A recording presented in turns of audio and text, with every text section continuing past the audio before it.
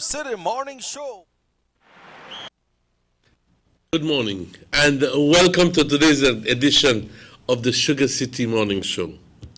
Muy buenos días a todos y bienvenidos a esta edición del Sugar City Morning Show en vivo y en directo desde la avenida San Lorenzo, aquí en la calle en Orange Walk. Un gran gusto saludarles hoy como siempre. En verdad es un gran gusto poder llegar hasta sus hogares. Nos anima fuertemente, me hace el día cuando nos llaman desde San José Socots o de Mango Creek y nos dicen, les estamos viendo. Eso es lo mejor que nos pudieran decir. Muchas gracias por eso. Lo agradecemos fuertemente. Como dije, estamos en vivo y en directo, perdón, desde Nortevisión, desde Estudios Nortevisión, aquí en la avenida San Lorenzo. Y estamos transmitiendo por cable a todo el país de Belice, desde Corozal hasta Punta Gorda, desde San Pedro hasta El Benque y Socots. Y también, especialmente,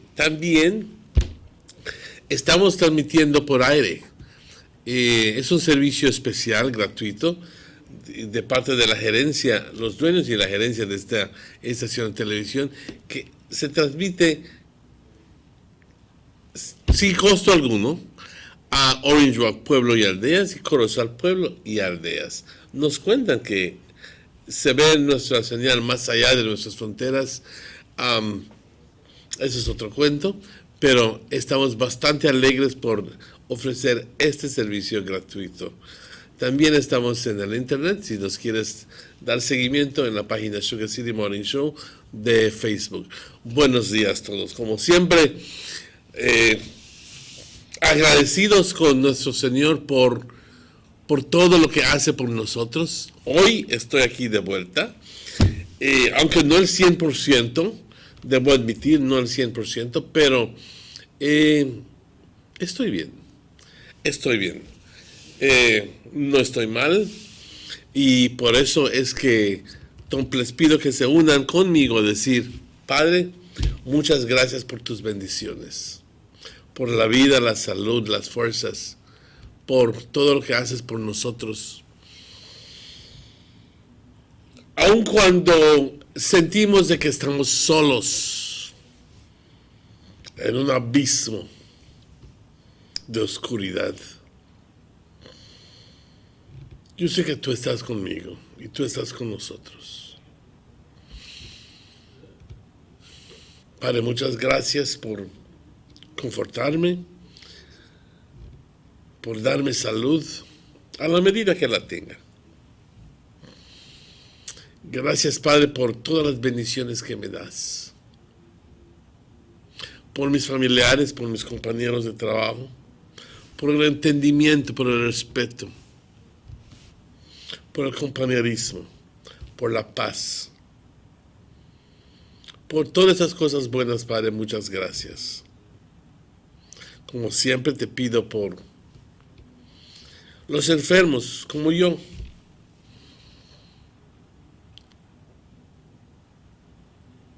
Cúranos, Padre, cúranos todos, sánanos. Te pido por las personas que están sufriendo con cáncer, las personas que están sufriendo con diabetes, las personas que están sufriendo de todo tipo de enfermedad, cuando al final del día no hay cura para esas cosas. Te pido que le llenes a esas personas, Padre, con mucha fortitud, mucha fe, mucha confianza. Para los niños, Padre, desamparados, cuida de ellos. Para los abuelitos también abandonados, cuida de ellos. Y también por todos nosotros, Padre, que tengamos un día exitoso. En todo lo que hagamos, que tengamos éxito. Permítenos, Padre, poder destacar hoy y mientras que estemos haciendo tu trabajo. Alabado seas, te glorificamos siempre. Amén. Thank you for joining with me. Today is the 15th of January, and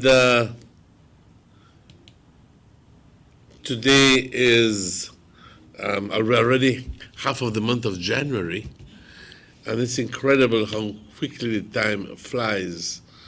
How quickly the time flies. Let me just quickly see if I can make heads or tails out of what's going on here. Okay, here it is.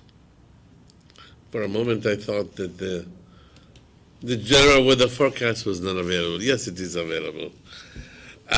This is the general weather forecast for today, Wednesday, the 15th of January, 2020, the general situation.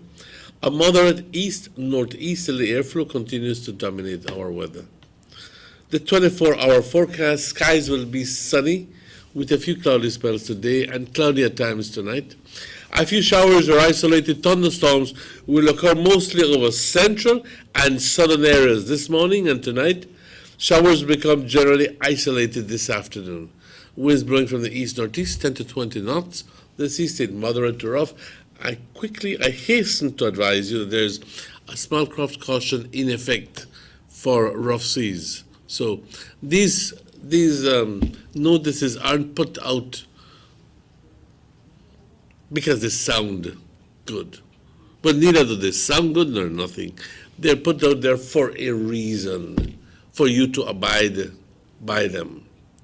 So please take maximum care when we are out in the seas, especially when there are rough seas, high winds, rough seas, and rain. It can prove to be very, very, very difficult and dangerous for you. Temperatures along the coast, 84 as a high, that's Fahrenheit, 77 as a low. Inland, 88 as a high and 70 as a low. In the hills, 80 as a high and 64 as a low.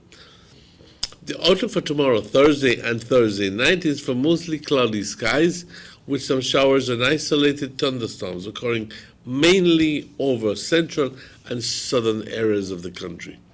A low tide occurs this morning at 7:51, very shortly. A high tide at 1:56 this afternoon. A second low tide at 7:55 this evening. And the second high tide tomorrow morning at 1:55 in the morning. The sun rose this morning at 6:26, and the sun is setting today at 5:38. And the moon is also setting first at 10:29 this morning and is rising tonight at 10:47.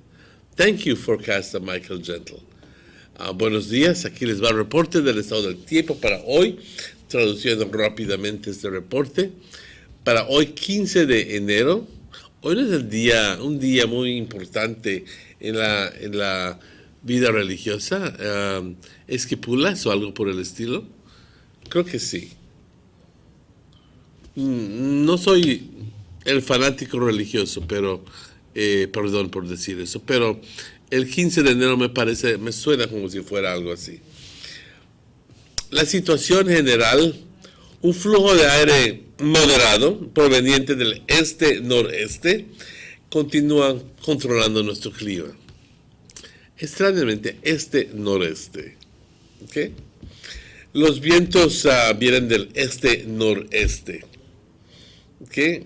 Algo extraño. Pero para el día de hoy, los cielos estarán soleados. Es más, tendremos mucho sol, con algunos periodos de nubosidad hoy. Y parcialmente nublado por la noche. Vamos a ver algunos chubascos o tronadas aisladas, ocurriendo más sobre las porciones central y sur del país hoy por la mañana y por la noche. Y generalmente aislados hoy por la tarde. Los vientos del este-noreste, como dije, 10 a 20 nudos. El estado del mar moderado a súper agitado. Temperaturas por la costa 84 como una máxima, 77 como una mínima. En el interior 88 como una máxima y 70 como una mínima. Y por las colinas 80 como una máxima y 64 como una mínima. Eh, Como dije, hay una nota de cautela para pequeñas embarcaciones. Eh,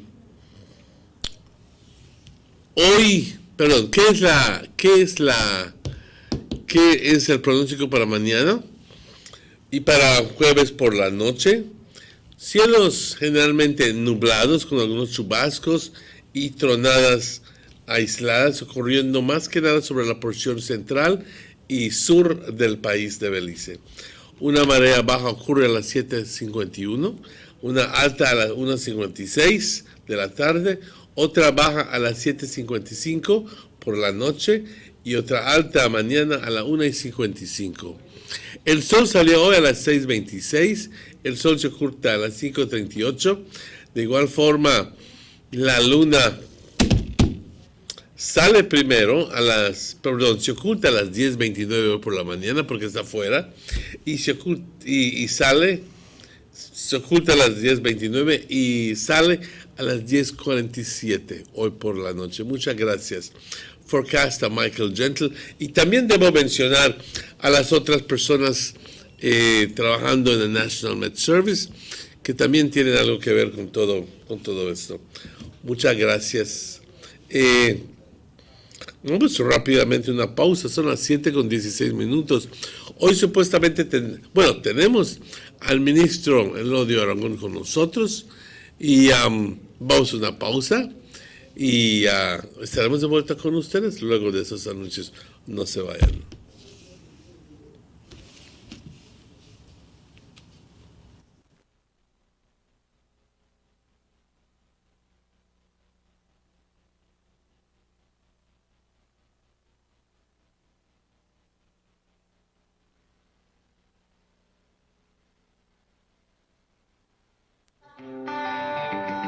Everybody wants a clean and healthy family. That's why they purchase the best food products and the cleansing materials. This time, we give you a bigger size of La Costeña products like the mouth-watering fried beans and the pasta sauce. And surely for your clean laundry, we have the breathtaking aroma of Ensueño Max Suavitel. Even your visitors will ask what you clean your floors and restrooms with. And you can boast it is the variety of Pinol products and Sultan muriatic acid now in 900 milliliters. And much more for the best prices only at German Vega and Sons Imports. We serve you at number 5 San Antonio Road, Orange Walk Town. You can even call us at 322-3625 or 322-2672.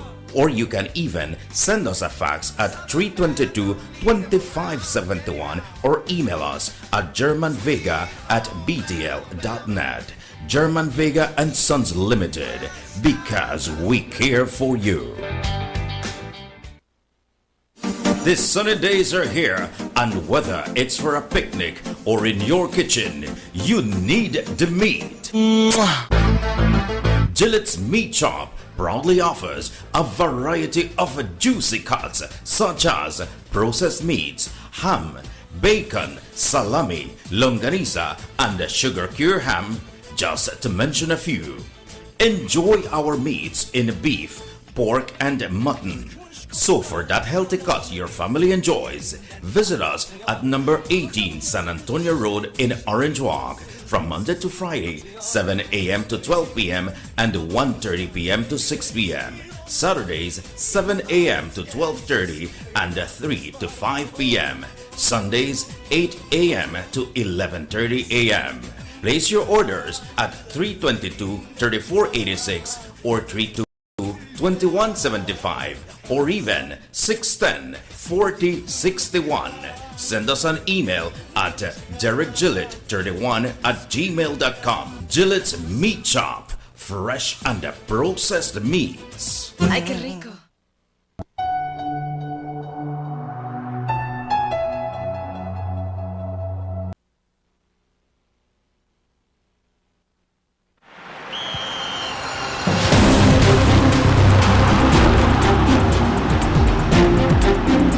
World-class has spaces for Belizean athletes to thrive and fans to enjoy. Our new basketball and multipurpose arenas have proven their worth, attracting regional and international sporting events and hosting expos, conferences, and proud graduates. Your government moving Belize forward. Girl, that about time you reach my house. Girl, you know how things go. I busy with everything. But how are you? Since my son got married the girl far down the road, I left here with this whole addition to this house. And I don't know where I'm going to do with it. But I think I want to rent it out for tourists stay. Girl, that what you to do? You to sit on park gold mine. If you want to use it for Airbnb, first thing you have to do, the register with BTB. So call me 227-2420 and ask them how to register. After that, everybody had to call you for rent your place. But that what you to do? Girl, then you tell me if I call BTB? Did you know that if you own or operate a tourist accommodation, such as a room in your home for cash purposes to any guest, local or foreign, regardless of its location in the country, or if you are registered or advertising such room or property with any booking engine or marketing platform such as Airbnb, by law, you must register with the BTB. If you fail to do so, you commit an offense punishable by fine or imprisonment. For further information or assistance, please contact the BTB at licensing@belizetourismboard.org or telephone 227-2420. You can follow us on Facebook too. Have you ever noticed the development that's taking place in your town or in your city? Maybe it's because you've been too busy enjoying the results.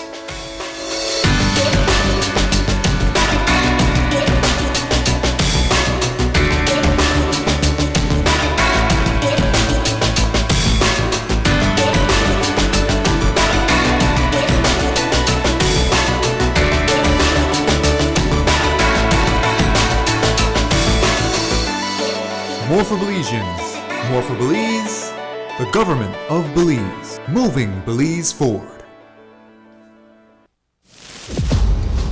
Take a journey with us to endless possibilities.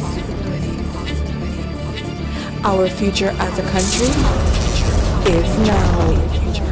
DigiNet Boost is countrywide. Taking Belize into the future. A nationwide technological evolution. As the most advanced fiber connection, DigiNet Boost is a step forward into a modern world. Belize is powered by DigiNet. DigiNet Boost, now available countrywide.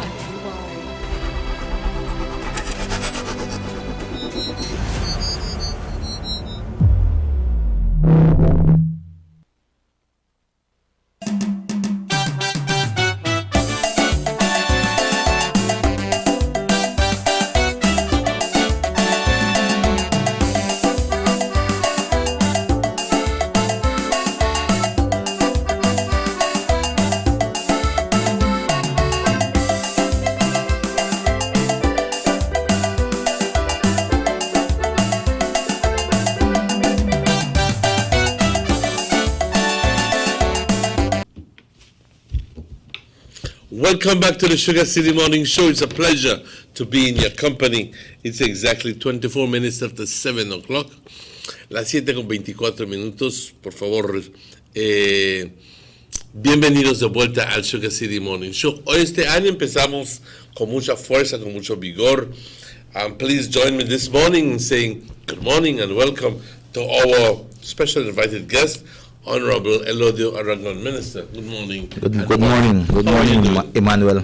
Doing fine, it's good fine, to yo. see that the 15th of January, you're back again with lots of vigor and lots of animal, lots of spirit to come to the media and confront the situation? Well, we're here every time, Emmanuel. And like I said last year, I think we discussed it last year.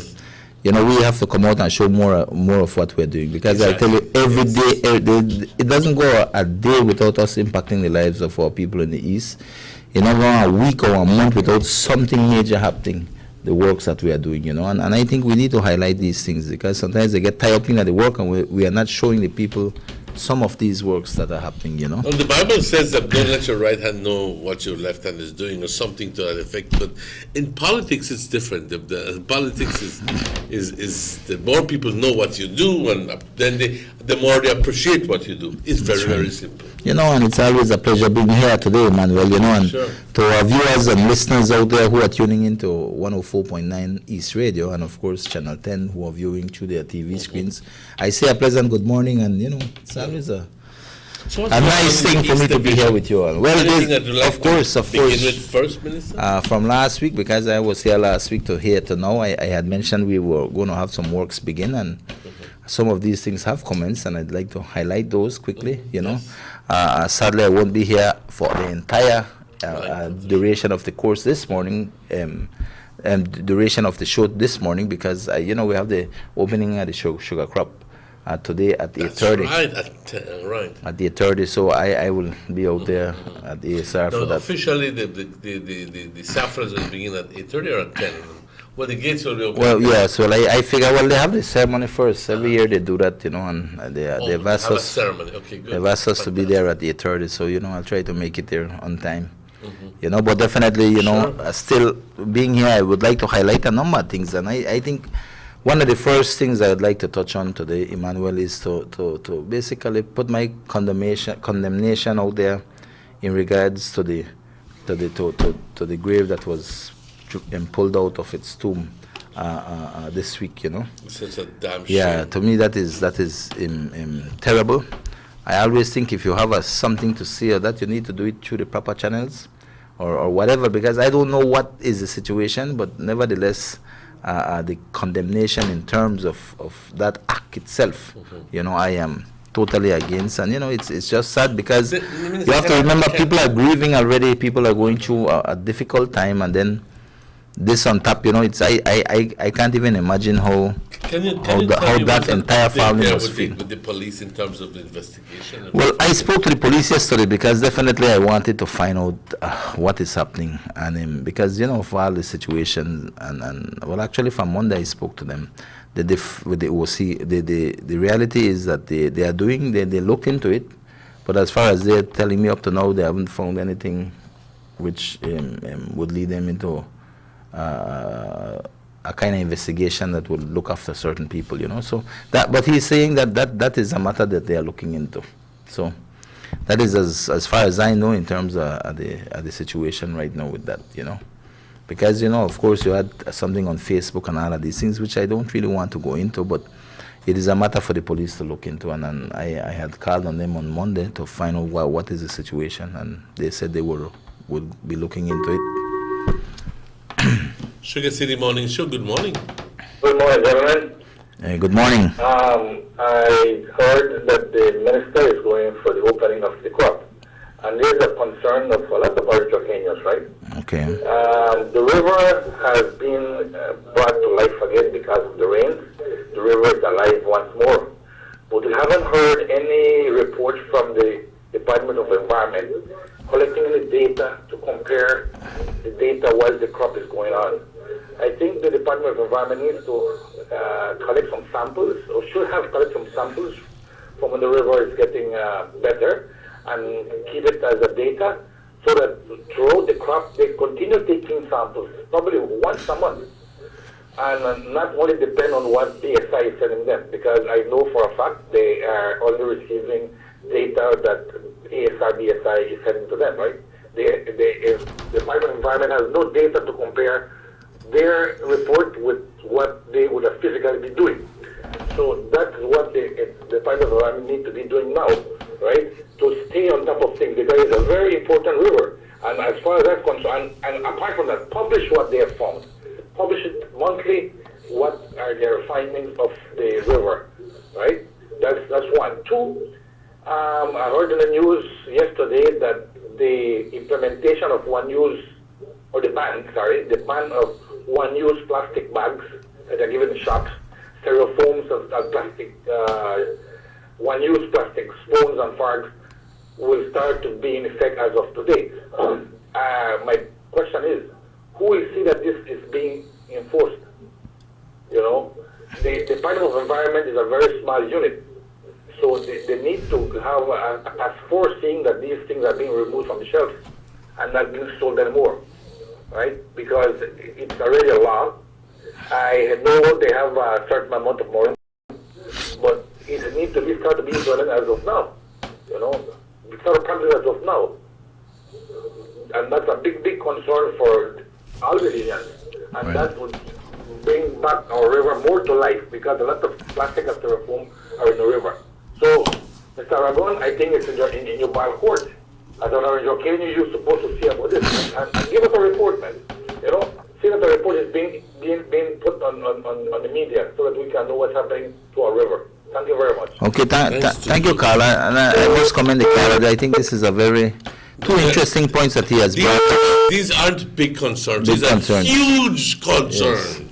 And thank you for putting it. Sure, man, sure. And definitely I will do my best to try to see how we address that situation. But I think this Carla really touching in some very important points, especially to Orange Orcanius. And definitely with the river, I will tell you that there's still the New River Task Force that is meeting, and they're having a meeting on Thursday, which is tomorrow. And definitely these are the kind of topics that will be discussed tomorrow, I'm sure, because definitely the New River has come back to the state it was in terms, and not as bad as it was last time, but it is looking pretty good right now. There's no foul smell or anything like that. So definitely, you know, crop is going to start, and what the Carla mentioned, I think is logical. I think it is proper and right. And definitely, I will definitely speak with Mr. Eck, who is basically the person in charge, working alongside with the Orange Walk New River Task Force. And definitely, like he said, definitely they could monitor the river now before crops start, and they could look at all of these things. But I am sure that certain data are being collected, whether it comes from ASR or whether it's coming from the Department of Environment.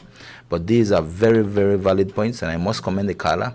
And definitely I will call Mr. Eck and the task force having a meeting tomorrow. I will put this there. There's a group chat that is there, and definitely I believe we have good people on that task force who are people who are there looking in the best interest of that river. And it is very interesting because you want to know, because definitely I know the answer ESR does not have some kind of it doesn't contribute. Any factor will contribute to some kind of environmental issues, you know. I mean, to what level and to what extent, you know, that is the question. But definitely, Carla, I will talk to Mr. Eck on that, and I'm sure that members of the task force might be listening, and they will look into that matter and discuss that matter. Let me ask you a question. In terms of the meeting tomorrow. Consequent to the decision of that task force, and I would imagine that they have done their own investigations, etc., etc., etc. Have they gotten to some sort of determination as to what was the cause of the problem the last time? Well, I think to a large extent I think they have a good idea what several factors. Can that be made public? Well, I think it has been made public. I think several factors caused the river to be in the state at the grade last time. Mm-hmm. Right now, you must understand, I think people are saying that this is going to be another long year in terms of drought. Mm-hmm. To what extent, I don't know until we progress with the year. But definitely, the task force is not sitting by, as far as I can see from the group chat and know from the meetings. These are some of the things they have discussed.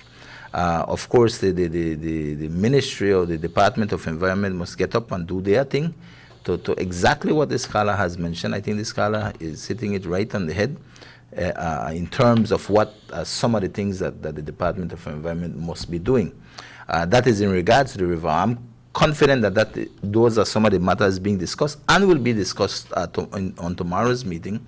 And likewise, like I said, I will speak to Mr. Eck personally and relate the Carla's requests, which I think are valid without a doubt. Because I don't think anybody in this district or anybody in this country will want to see that river return to the state it was last year. And definitely what he said, you have a before, you have a during, and you have an after. So these tests can be done.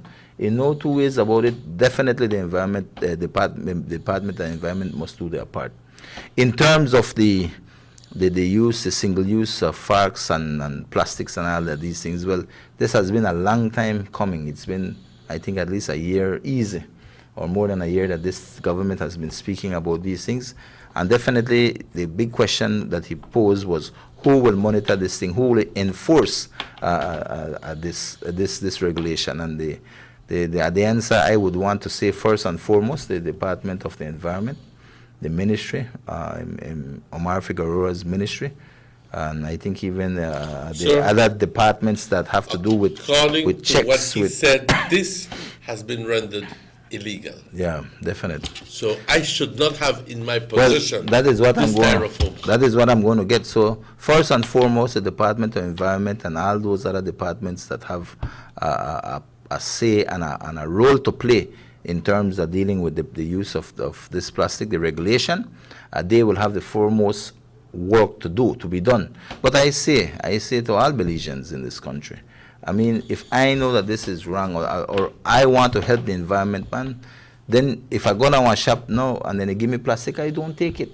You understand me? You take your little bag where you could put in that stuff there, and you do your part as a Belizean, and you know, you don't use it. If I know you, they sell me this, then I stop go to your shop. You understand me? I go to someone else who is going to have the same kind of mentality in terms of looking after the environment. And you know, I think it's everybody has a role and part to play in this, as Belizeans and as people who want to see a healthier, cleaner environment in this country of ours, you know. And I think, so the onus is not only on the environment, but yes, they have the biggest role to play.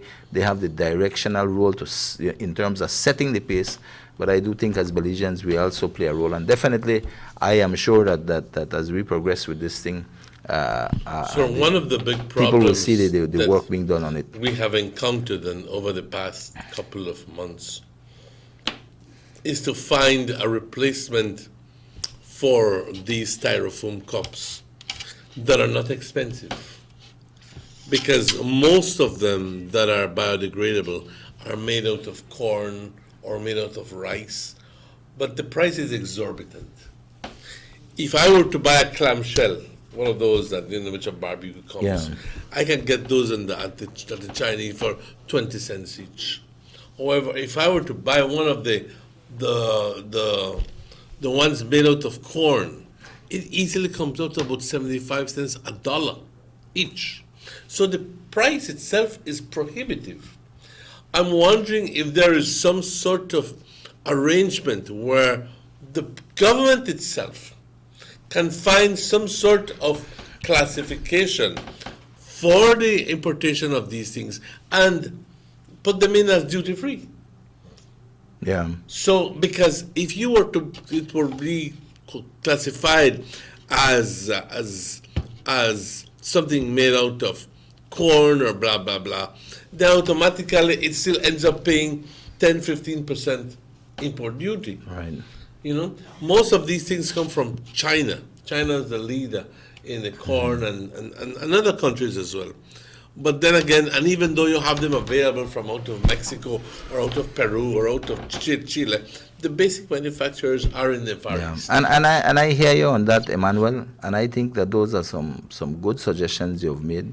And these are kind of things we have to bring up to light with the Department of Environment. And I will bring it up to Omar at the next cabinet meeting, because these are the kind of things we have to look at. I mean, if we're going, because we have to be fair in terms of, you have to give a viable option to business people, because I know they have their business to run. And for that matter, barbecue is going to go by $1. Yeah. Everything's going to go by $1 because the plates are going to be costing you Definitely. $1 more. And so, but we have to start. I agree with you, Emmanuel. I think these are some very important points, and we'll try to channel these discussions to the right people that have the how would I say? They have their ministries under them that they can direct certain things. But definitely we have to look at a viable alternative. I think people are doing that. I know some businesses are doing that. But yet we have to start somewhere at the end of the day.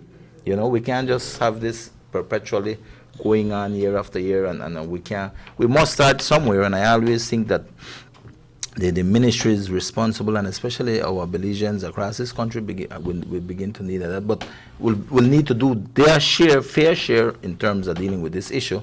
But likewise, we have to look at song and how would I put it? Proper alternatives, you know. Okay. But Minister, let's take a break. And it's exactly 20 minutes before 8 o'clock. Let's take a quick break and we'll be right back.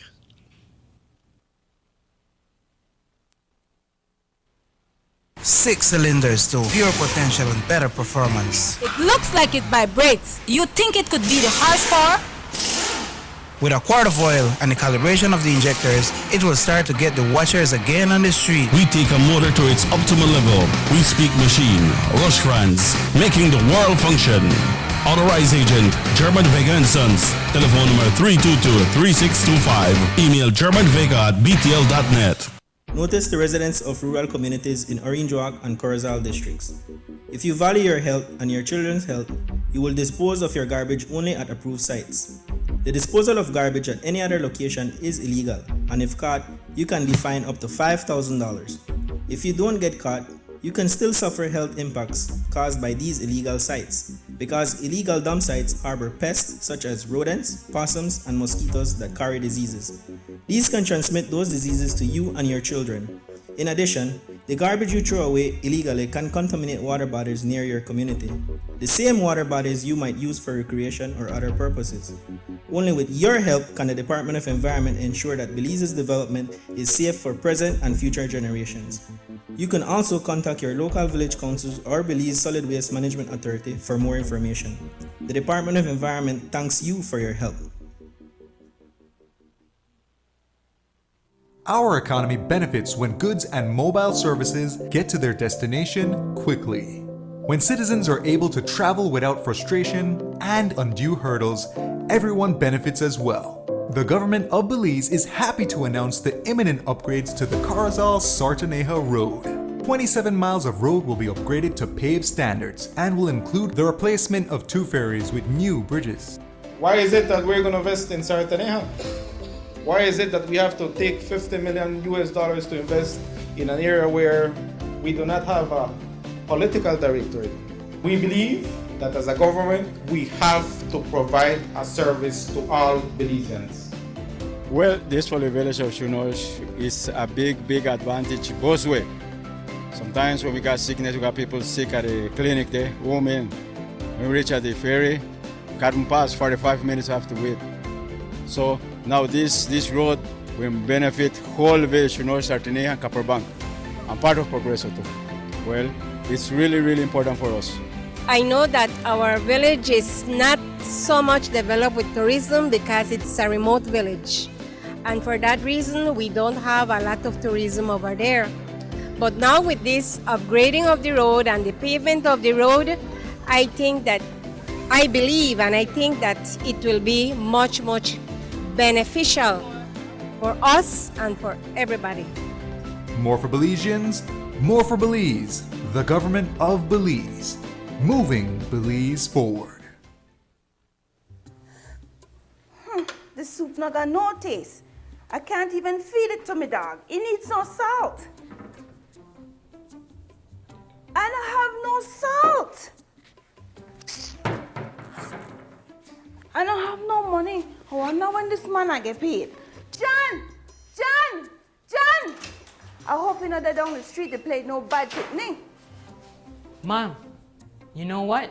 I just came from Miss Mary's house and she said she was renting her extra room on air something. It's Airbnb, Jan. Didn't you listen to the BTB? Did you know it ad last week on television? Okay, Mom, Airbnb. But still, we have an extra room and we could rent for extra cash for my new school books. That's a good idea, Jan. We'd have to first register it with the BTB. But I don't have time for that right now. I need salt.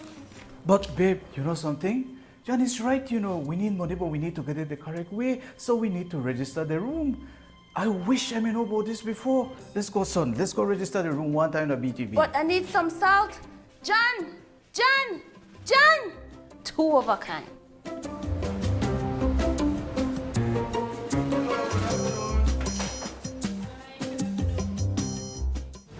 Did you know that if you own or operate a tourist accommodation, such as a room in your home for cash purposes to any guest, local or foreign, regardless of its location in the country, or if you're registered or advertising such a room or property with any booking engine or marketing platform such as Airbnb, by law, you must register with the BTB. If you fail to do so, you commit an offense punishable by fine or imprisonment. For further information or assistance, please contact the BTB at licensing@belizetourismboard.org or telephone 227-2420. You can follow us on Facebook too. The San Ignacio-Santa Elena Bypass project is now complete. The transformation began in 2012, and now residents of the Twin Towns and visitors alike are enjoying the end result. Works include the full pavement of Lamalus Boulevard, along with 2 miles of sidewalks and drainage, LED lighting, and a roundabout at the entrance of Santa Elena. The Twin Towns now boast the longest and widest bridge in Belize, immune to flooding from the occasional rise in water levels of the McCall River. A bypass road was also built linking the new bridge to Joseph Andrews Drive, which was rehabilitated, as well as 1 mile of pavement, a median, and 2 miles of sidewalks and drainage. This was all done to the tune of $34.8 million. But that's not all. The project was extended due to savings from the successful execution and implementation of the initial scope of works. Now over 2 miles of additional roadworks will commence, including George Price Avenue, Liberty Avenue, and the George Price Highway between Three Flags and Hawksworth Bridge. The government of Belize, moving Belize forward.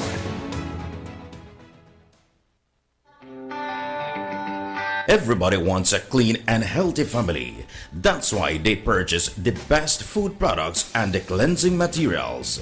This time, we give you a bigger size of La Costeña products like the mouth-watering fried beans and the pasta sauce. And surely for your clean laundry, we have the breathtaking aroma of Ensueño Max Suavitel.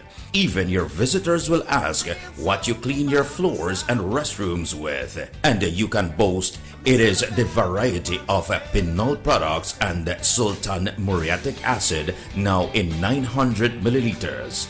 And much more for the best prices only at German Vega and Sons Imports. We serve you at number 5 San Antonio Road, Orange Walk Town. You can even call us at 322-3625 or 322-2672. Or you can even send us a fax at 322-2571 or email us at germanvega@btl.net. German Vega and Sons Limited, because we care for you.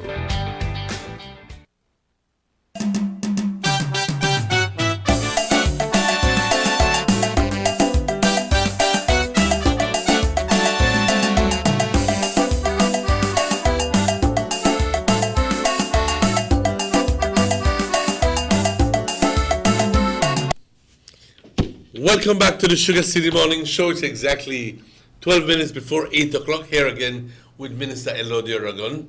Again, Minister, welcome to the Sugar City Morning Show.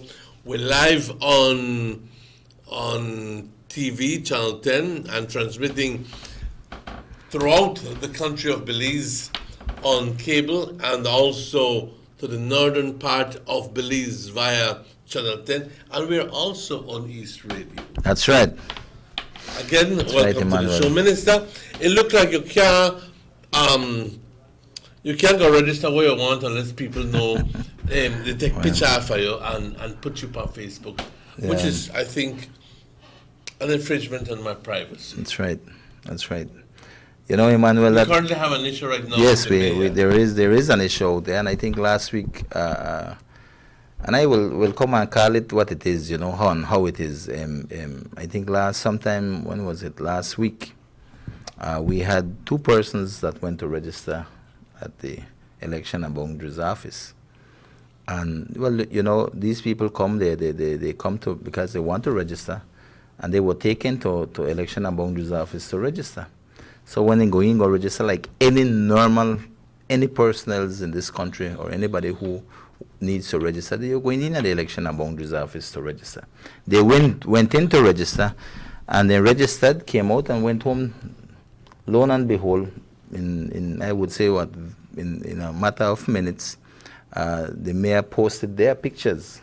These people walking out or going into and walking out. I think, well, maybe it's walking out, I don't remember. Walking out of the election and boundaries office and posting their pictures and basically stating on its on their Facebook page, on the mayor's Facebook page, his personal page, that these people are not from there, and a whole series of things, that they live in Trial Farm, and his political propaganda kind of garbage that he puts out, and he put that out there, irregardless and irresponsible in terms of what that would mean to people. Regardless of the truth. Yes, exactly, because at the end of the day, these people live in Palmar. They have been living there for more than a year. I could tell you, because when I visit house to house there, I met these people, so I know they weren't registered and they were living there over a year. As a matter of fact, I do believe these people voted for the village council election. So I know these people because I've been there. So they come now for go register, but lo and behold, the mayor will take right after that, and they send people to take these photographs, and the problem is that this is not the first time. He has been doing this over and over, taking pictures of people out there, right? So what, as far as I'm concerned, is that he is intimidating people, because that is an action of intimidation, especially when you take people's photographs without their consent and put it on TV, on Facebook, and all over, because that Facebook goes all over. Put it on Facebook, and then you state untruths that only people not live here, that they live there because the vehicle curves so that are guaranteed that then people not register, not Is living there there. any legal recourse?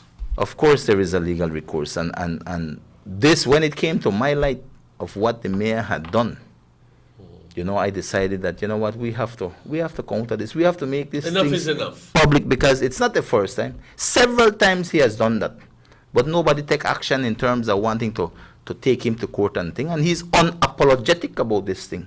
So have these persons whose picture have been taken, have they approached you and requested that you do something? Yes, well, they are not happy, because I'll tell you, listen to me. These people are ordinary citizens just like anybody else in our country, and I'm sure that they feel traumatized in a way, because listen, how will you just, you go about your merry business, go register, and then when you see your picture there all on Facebook, the talk about you not live there and that. Like that. You don't like that. And not only that, to me, I feel it infringes your freedom, because everybody has a born Belizean right to register to be able to be an elector for our divisions across this country. And if you are on your way to do that, and you have to go through this form of intimidation, this form of what I would call reckless behavior, and especially coming directly and directed by the mayor, because he put that on Facebook. So whoever took those pictures is working for him. And it is not the first time. This is several times this thing has happened. The situation right now, well, we did something, and I wrote a letter, basically. Can I take this? Sure. Sugar City Morning Show, good morning.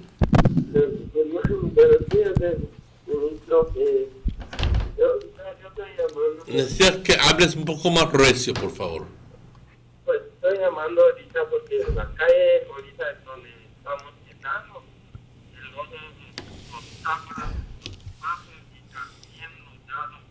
Which place? Okay, no, here, good.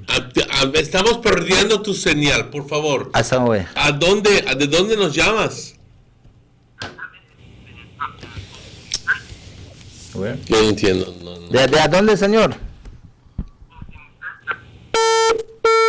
I think it's like Guinea grass or something. Yeah. No, lo siento, pero tú no se escucha nada. Hay que call back para Llama de un lugar donde tienes mejor acceso al sistema, a la señal, y con gusto te atendemos. Sure, man, we could look on that. But el número 662-3957, llámanos de vuelta. Yeah, so definitely the mayor now puts this on Facebook, and if anybody, it was out there for the public to read, and I that is the honest truth. He puts that on Facebook, and then hours later in the evening, he deletes it, right? Saying that, because he knows if it was revealed that these people live out there, because after he put that up, then I had to contest it in a way that to come out and call it what it is, which is intimidation. And it is not right for him to do these things to people. I feel, terrible, because if our citizens are going to register, and you can register and you have to go through an ordeal like this, my brother, to me, it doesn't speak well of the system, speak well of you as an individual. Can you say that the mayor is right? playing with the tangible proof? Because once you put it on Facebook, yes, but once you remove it as well, it's gone. Yeah, he figured that, but the action has been done. The deed has been done. Can you and still you go can't ahead remove that. and proceed action against him? Of course, regardless of course. of the fact that he has removed it? Of course, if you go thief and then you want to carry it back, you don't thief the item. You can't. Is it able to prove it to the courts? Exactly. Of course, I do think they have a good case, and I will tell you this. Why we are discussing this thing, because I think it needs to stop. And the first thing the mayor will say, because they go register people who are not living in the area. My brother, what happens in terms of there's a process to deal with this matter. If there wasn't a process, I would understand. They ain't talk about registering people who not live in the area. They are the ones who are doing this thing. No, you see me, I not cry about these things. If I know that such and such is something, I will take them to court. I and deal with them in the court. There's a process, but I know when out there, go intimidate people by taking people pictures and putting it out there. Petty. It's petty. Not only petty, to me, it is totally and wantonly wrong. How you want to do that? How will you do that, man? You're supposed to be somebody bigger than that. But he has been doing it for several times. I can understand they don't want mistake, no one done. But this is not the first time. He has been doing this time and time again. And he has been doing it recklessly. Encouraged by the fact that nobody has done anything to stop him? Exactly, because nobody do it. So he figure he could put it, he could mess you and do whatever he want, and after that, if it bring it down, it done there. So you're taking him to court? Well, I know they take him to court. The persons are The people have told me, Aragon, I can't take this. My wife is traumatized. The man has not even come and apologize or not even pick up the phone and call. He said, and I have made up my mind that they will take him to court. And I hope and I encourage that. You know why? That is the only way he will learn that he should not be doing this thing. He shouldn't intimidate people. There is a due process where if you feel that you can register and you don't live there, there's a process in election and boundaries to deal with that situation, and they have the day and time in a court. Last time, I think he disenfranchised but a number of people in terms of this, which he tried to disenfranchise them by intimidating them in terms of the registration. And Pantapi carried in a court, and the magistrate not even 5 minutes and dash out the case out of the court, because there's no proof, there's no substantiative thing where say that unless he sleep with them there, then he could say that in the day. But you can't do that, and like I've said, people have a right to register. You have people, and the law is clear on this. People, like if you have, because some people stay at two places, right? Let go say you work here, you live in Orange Walk, you're here, and then you have another place, one apartment, the San Pedro or the Belicity, because of the work you do. And you spend 5 days out there, and you spend the weekend home, or you go back to work there. You have a right to decide where you want to register, because you're living in two places. You understand me? So people have a right to choose. You have students who travel, and they maybe from far village or from another district, but then come here, and they live here because of schooling. They could register where they want. The law provides, and the Constitution gives us the right that people must be registered, that people have a right, a Belizean right to be registered for elections, But I'll tell you, the mayor is really wrong in what he is doing, and I have to call it out, because I'm calling it out because he's intimidating electors out there, and that is not proper. There's a procedure for those things to be dealt with, and he should follow the procedure, just like me follow the procedure. See me, they go take pictures of people, and they post this about people and that. And he knows exactly what he does. But if I have a grievance, I will deal with that in court, because there is a procedure for it. But it is sad, and that is why I bring it out. I can't be afraid for him, but the thing I bring it out, it is because somebody has to stand up for the people, for the electors. Because Emmanuel, somebody else might be out there right now, and when they see that on Facebook, he might say, shucks, I don't even want to go register, because if I go register, directly I got me on Facebook and that is wrong. That is wrong. Belizeans need to register, and they should do so freely, without intimidation, without of being in fear that they are putting on Facebook and all of these things.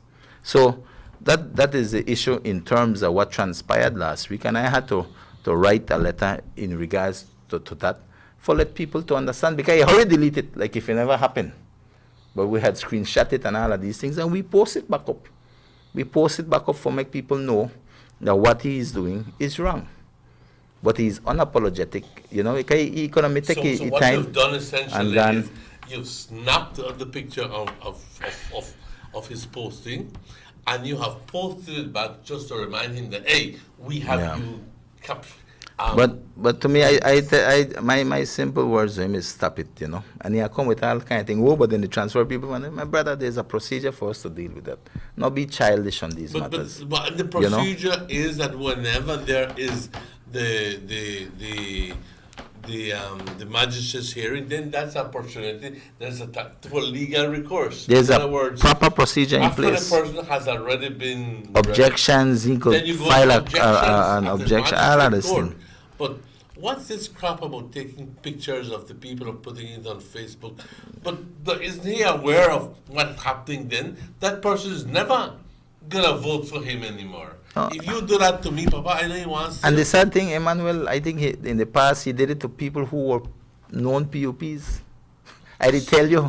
You know, he didn't even know he won people. I did tell you. But anyway, to me, you know, it doesn't affect me, but what it does is the intimidation aspect in terms of the electorate. That is what I'm not happy about, because to me that should never be the case, that you go to register and people are there taking pictures of you and posting it on Facebook. To me that is terribly wrong, and there's a due process, and he needs to stick to that due process in terms of dealing with those issues, which he might believe, because I know when he believe, he look like he dictate who sleep where, that he not the master, that I think could say you sleep here, you sleep there, you know, or that you live there and live there. Look like he know everybody where they live, or know everybody business. So in your mind, sir, the reason that he's doing this is because he feels intimidated. Who, he feels intimidated? No, I don't think he feels intimidated. No, he is the person intimidating people, and I think he is the person who is irresponsible, because you don't do that to people, man. You don't do that. You are an aspiring candidate who wants to be representative. How will you represent the people if you have no respect and decency for people? You know, and these are ordinary people who are going, our Belizeans, you know, going to register. I mean, how you know, this to me it is just wrong. It is just wrong, Emmanuel, and that is why I'm here, because I don't think I could sit back and condone this to be happening to our electors in especially in my constituency. You know, and it was posted up there. I wrote a letter and all of these things, you know, for just to bring it to light, because at the end of the day, we cannot sit back and allow this to continue to happen to people out there. And that is all I have to say. Not the first time. Not the first time. If it had been the first time, I could understand. Maybe he get least zealous or emotional or whatever, you know. But this is not the first time. This is a habitual behavior, you know. But anyway, I in that matter, you know, like I said, this is all I have to say in regards to that. The public out there know exactly what I'm saying, because they read his post and they saw exactly what I responded with in terms of the defense of these people. You also have had another situation where somebody had put up a fake profile. Yes, well, you know, it's not only with me. I think they are using Messenger, and that is why I don't use Messenger, because Messenger has a lot of junk mail and these things. I use WhatsApp and normal texts and, of course, the phone calls.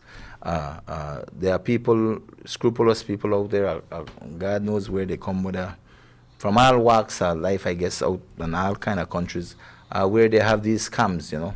They take a copy of profile, and then they use like a messenger account with your picture, and then they send you messages and tell you, listen, we'll give you money, or there's a grant here. All you need for that is send you information and deposit $150 and you'll get so much money. Those are scams, and you know, and it's not only with me. I think it has been happening across the board with all kind of politicians, not only UDP but up to PUP politicians. I think that will be occurring, and other people. But you know, that is just something. So you know, I had asked press office to put out something just to put people on the alert. But it has been happening, and it's basic. I always tell people simple.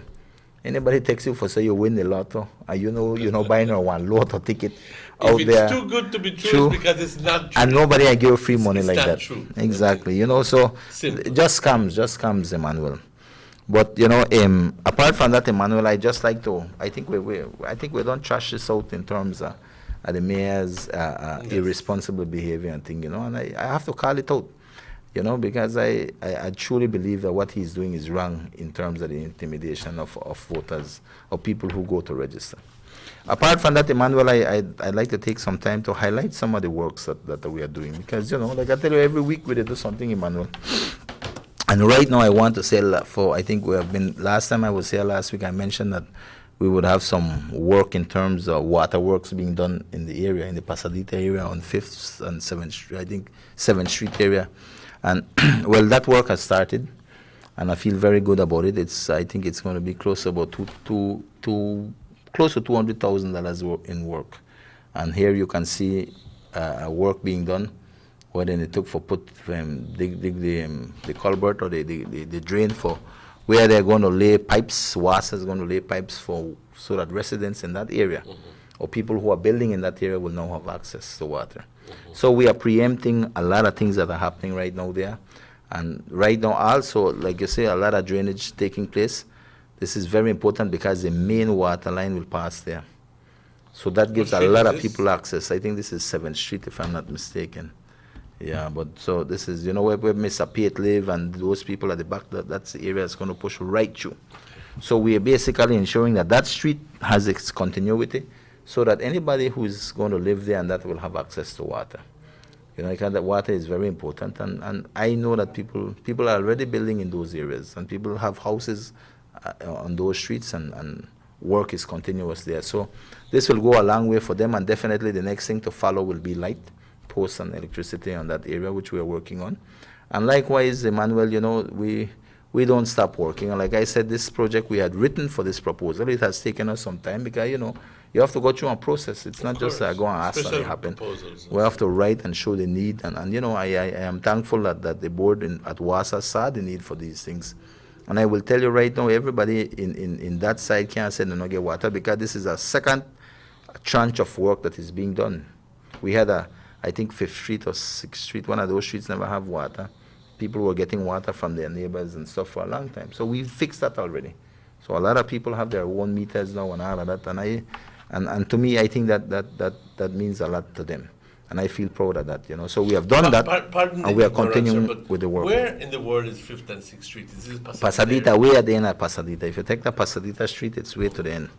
Those streets that run parallel to each other, the farther ones. So, so it's these... close to the pasture. Yes. So all of these are the works that are being done in those areas. And right now, likewise, like I said, we put up about 6 lights already, and our program is continuing with light. These are some of the new areas that have light. They were in pitch darkness, and we have done these, and I will tell you, I must thank the people who live in that community, can see me, because sometimes, you might drive there during the day or you pass there, but you don't notice certain things. It is the people who live there have made it known to me, Mr. Aragon, we no got water, this is the problem. And we go and try to look at the situation and see what we can do. And that is how we have gotten these water works. And this is the same way we have been able to get these lights. I have some other areas that have been identified to me by the community in that area that need additional lights. So we have now written a proposal to BEL for them to assist us in terms of getting light in these areas. Because what had happened, if you know the history in that area, people began to go 1-1, and that is how that area built up. And what has transpired is that at that time, maybe BL come and just put the light in front of your house because only you had the house, the rest never had. So they skip all of that and put one next light. So at this point in time, there are a number of streets in that area, a lot of the streets in that area who need more lighting. They might have 1 or 2, but they need more. And so we have identified those areas because I went out there based on, especially on the request of a number of people. And apart from that, I have passed in those areas and seen critical points like junctions where 2 roads meet and there's no light there. Very dark, And for safety and security, we have made it a priority for us to lobby and get these lights up in those areas. And I think the lights that we have put have really been well received. I think people really appreciate it because at the end of the day, it is all about safety and security for them.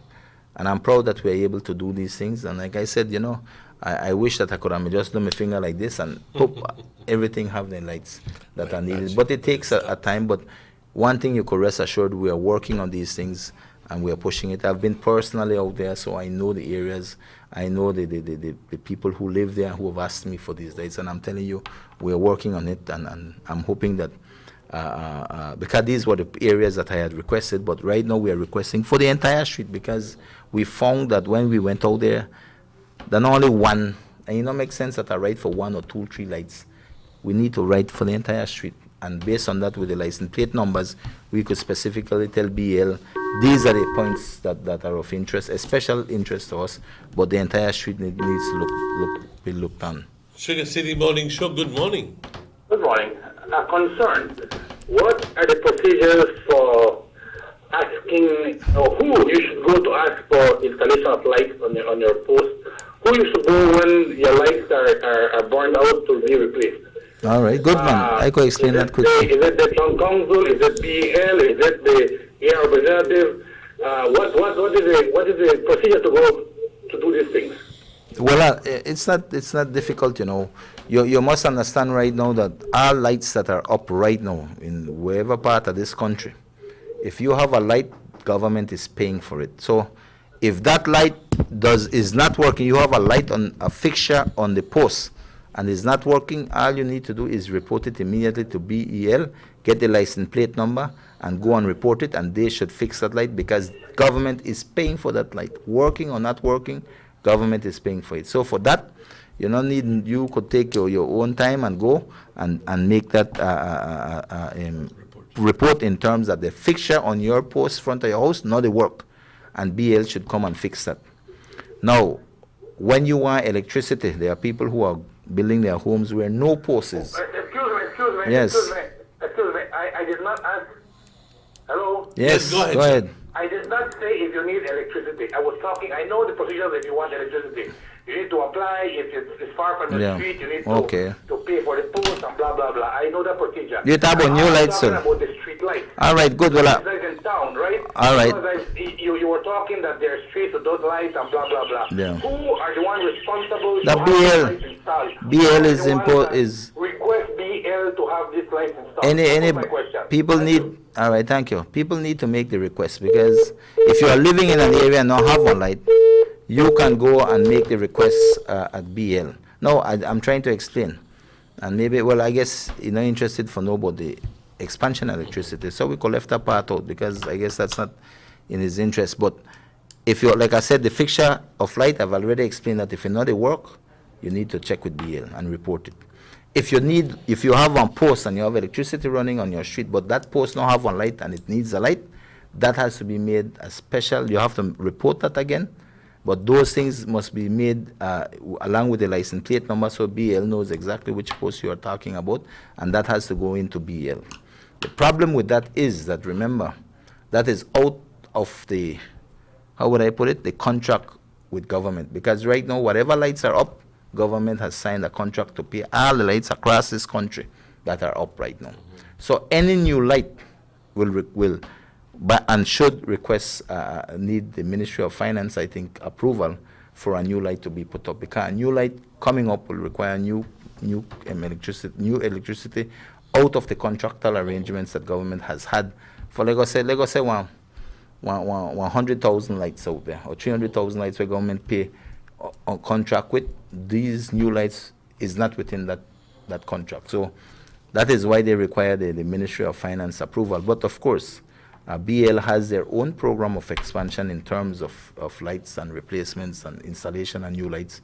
So my thing would be make that request directly to BL, and BL will look at it. As the representative, what I do is try to put this on my letterheads, I send it, and I follow them up as best as I can. And not feel like because I'm the representative, it happened overnight, neither.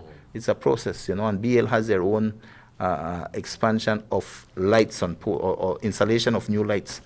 They have their own program, their own program of action. So It is about us trying to see how we get those things fitted in and getting the necessary approval. So it's not too easy. Well, that's what I'm trying to say. It's not going to be that, I want a new light, the post. It's not going to be overnight. Overnight with that, because there's a process for that. And even representatives have certain things we have to try to do.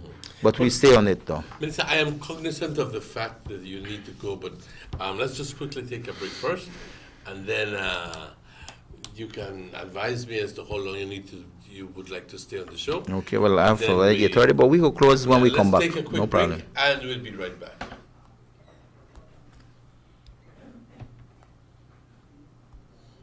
You told me 8:30, so... Yeah, that's true. Time to fly, too. Time is flying. Yeah, and I think I don't really got much, but we don't leak. Then when we put up the...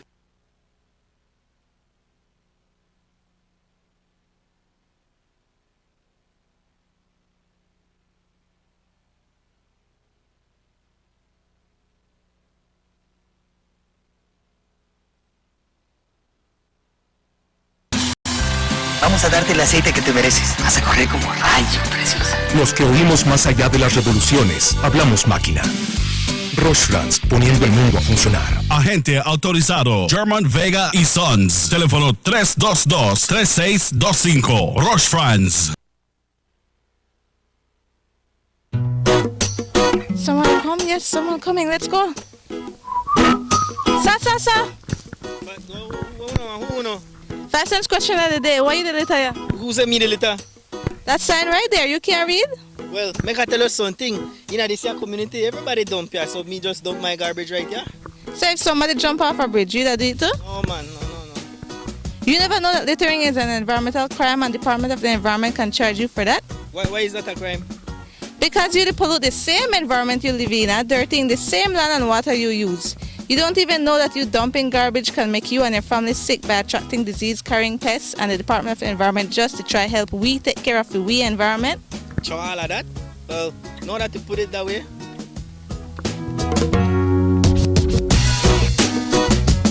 Thanks for your 5 cents, brother.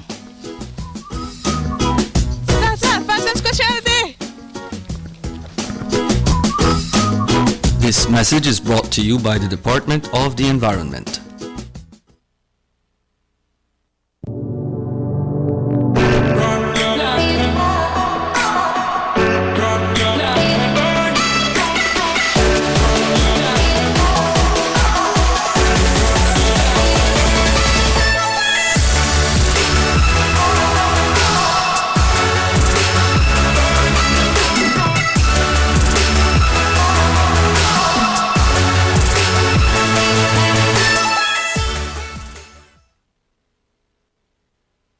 You have an 8-cylinder powerful engine disguised as an aluminum alloy that spins at 8,000 revolutions per minute. Goes like this. You think it's a turbo?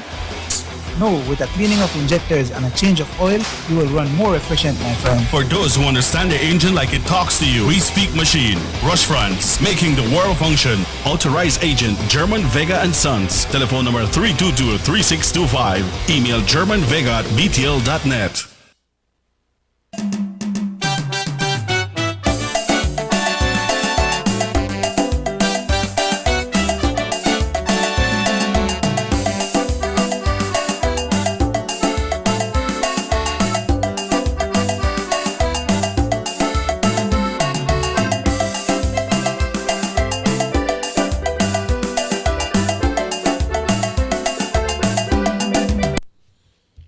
Welcome back to the Sugar City Morning Show. Bienvenidos de vuelta al Sugar City Morning Show. It's exactly 19 minutes after 8 o'clock. A beautiful Wednesday morning here in Orange Walk. It's a pleasure to be in your company. Like I said, we're live and direct from Nortavision Studios here in San Lorenzo Road. And we're transmitting to the entire length and breadth of this beautiful country of ours. From Corozal to Punta Gorda to... from San Pedro to Benque Viejo del Carmen and beyond. And also live and direct from Canal 10, Channel 10, here on San Lorenzo Road, a free service, free TV service channel, that on-air channel that transmits to the northern part of the country. We're also on Facebook. the Sugar City Morning Show. Again, Minister, good morning. You Yeah. told us that you did not have all the time, unfortunately, to spend the entire day with us or the entire morning with us, but it was good to having you here. Sure, man.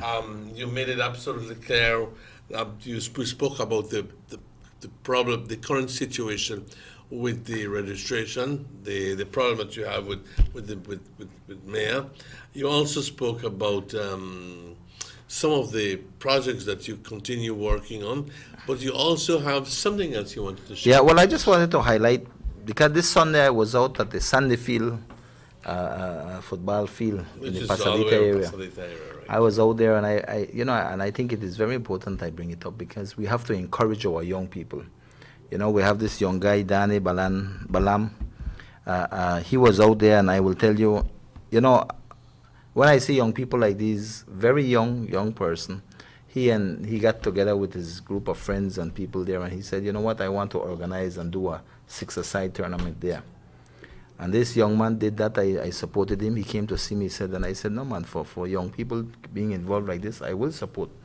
But I was very impressed when I went out there Sunday for the final game, and to see the little, how would I put it, his enthusiasm, his motivation for sports, And I see he had a group together, his committee together, and I see the teams that went out to play for this final match, And I see the enjoyment on everybody's face out there, and the love for sports and that.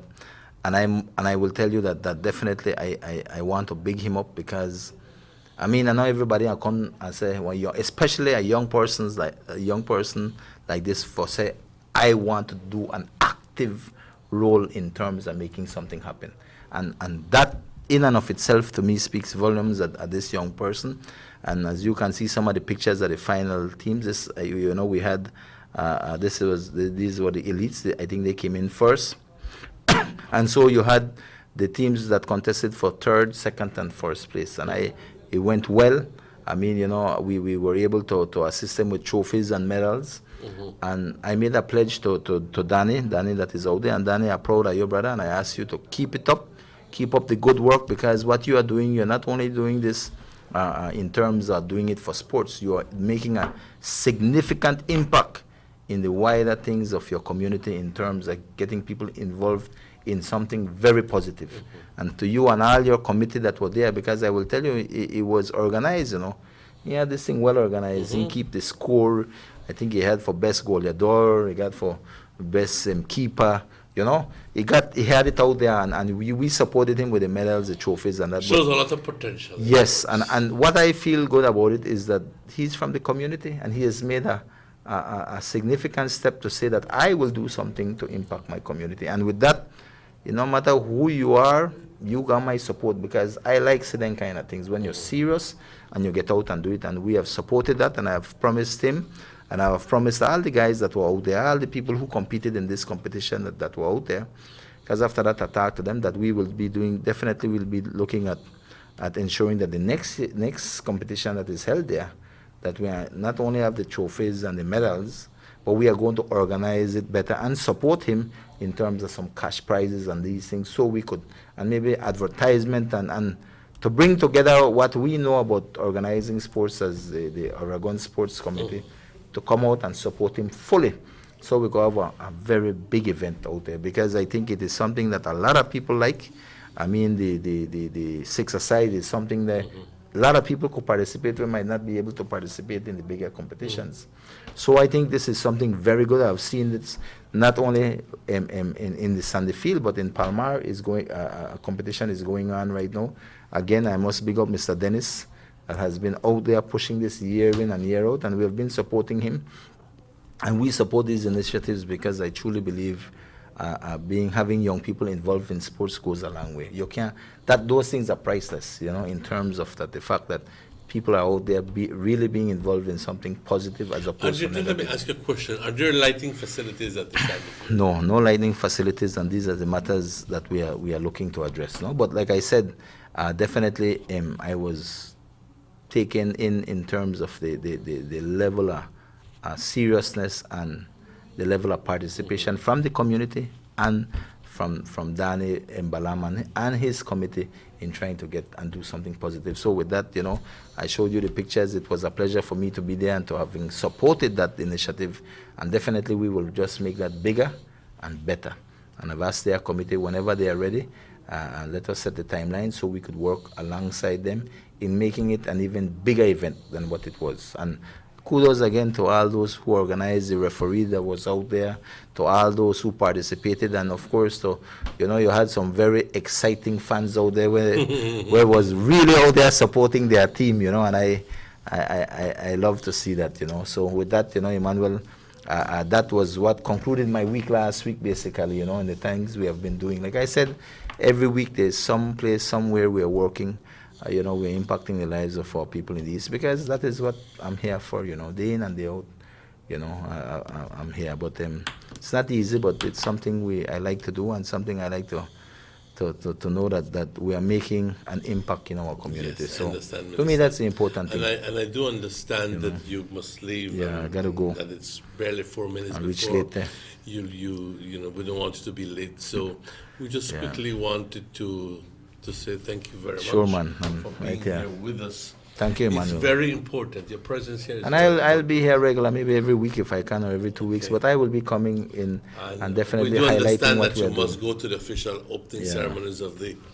This is the new Sugar crop, the new sugar crop 2020. that opens today.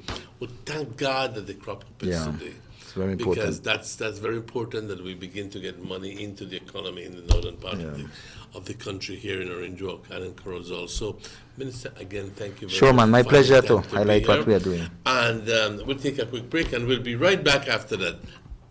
Again, Minister, thank you. Sure, man. Thank you, Emmanuel. And thank you all. The sunny days are here, and whether it's for a picnic or in your kitchen, you need the meat. Gillette's Meat Shop proudly offers a variety of juicy cuts such as processed meats, ham, bacon, salami, longanisa, and sugar cure ham, just to mention a few. Enjoy our meats in beef, pork, and mutton. So for that healthy cut your family enjoys, visit us at number 18 San Antonio Road in Orange Walk from Monday to Friday, 7 a.m. to 12 p.m. and 1:30 p.m. to 6 p.m. Saturdays, 7 a.m. to 12:30 and 3 to 5 p.m. Sundays, 8 a.m. to 11:30 a.m. Place your orders at 322-3486 or 322-2175 or even 610-4061. Send us an email at derekgillett31@gmail.com. Gillette's Meat Shop, fresh and processed meats. Ay, qué rico. Yes, come in. Why, Sean? Joe. Long time no see. How is everything? Everything is good, man. What's the latest with you? Man, everything is good. Business is flowing. I can't complain. As a matter of fact, I'm working on a new project. Thank God you're here. Let me show you the plans. All right? These are the plans for my 5-bedroom, fully furnished apartment complex. When I tell you fully furnished, AC, hot and cold, Wi-Fi, you name it, I have it. All right? And I want to market this on Airbnb. All sounds nice, but have you started your paperwork already? Which paperwork? Joe, don't tell me you don't know. For you to market or rent any type of rooms, you have to register with the BTB, bro. It's in the law book. Wow, really, Sean? I never knew that. You know what? I finished all of my work for today. Make we go to BTB one time, go deal with this paperwork, and then after that, go take on Lee one too. All right, cause I thirsty, but make we go to BTB first. Make we go.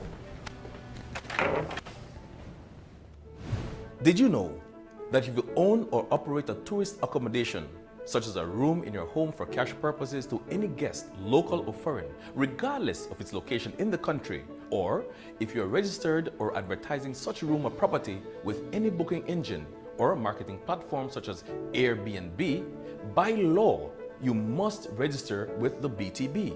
If you fail to do so, you commit an offense punishable by fine or imprisonment. For further information or assistance, please contact the BTB at licensing@belizetourismboard.org or telephone 227-2420. You can follow us on Facebook too. The Philip Goldson Highway between Belize City and the Philip Goldson International Airport is getting a major facelift to the tune of $31.5 million. Section B of the highway upgrading project between Haulover Bridge and the Buttonwood Bay Boulevard roundabout is underway at an investment of $21 million.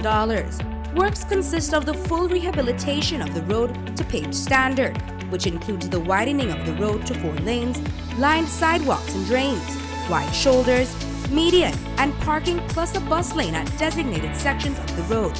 LED road lighting will be installed along with road safety features such as signs, reflectors, and road markings.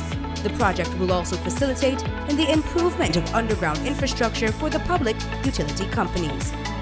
The government of Belize, moving Belize forward.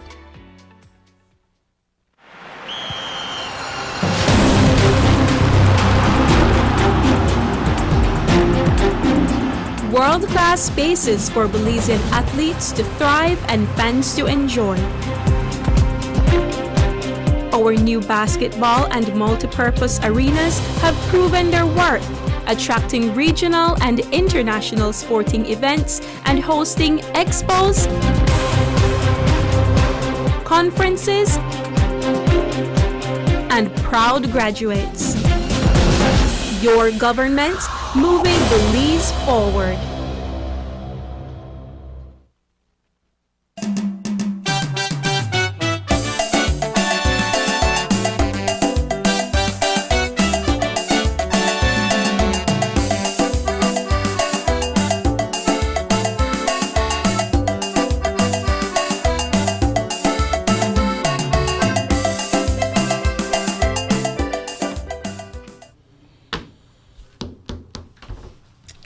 Welcome back to the Sugar City Morning Show, 8:32. Please join me this morning in saying good morning to our good friend, Mr. Robert Checky Osha. Good morning, Mr. Robert. Good morning, Checky Pa. Osha. ¿Cómo estás? Well, good. I'm glad to see you this morning as well, and I'm glad that you're here. Well, I'm not 100%, but I'm okay. Okay, that's good to know. Mi And, madre diría, a la mala hierba no muere tan fácil.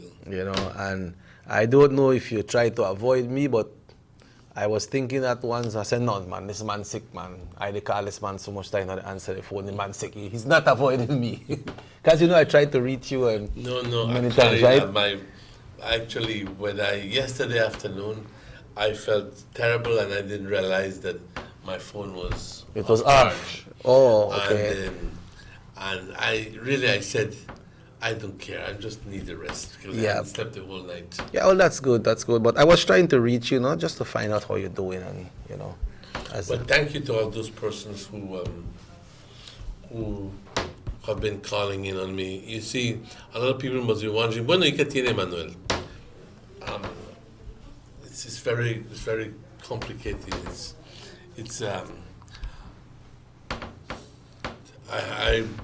My problem began as a hypertensive individual. In other words, I suffer from high blood pressure. And this has been something I have been grappling with for the past 35 years, maybe more. Because ever since I'm a child or a young man, I remember my pressure was never 120/80 like everybody else.